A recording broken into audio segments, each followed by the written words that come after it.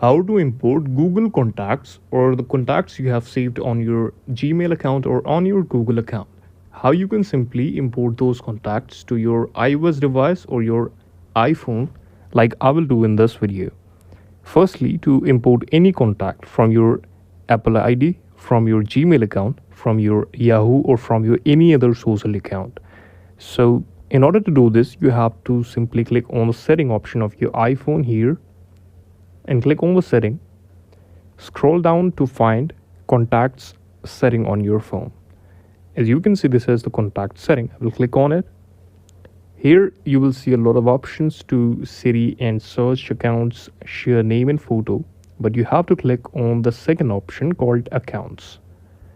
When you will click on this, you can see that I have iCloud account for my contacts right now, and if I want to add a Google account to it, click on add account, click on Google.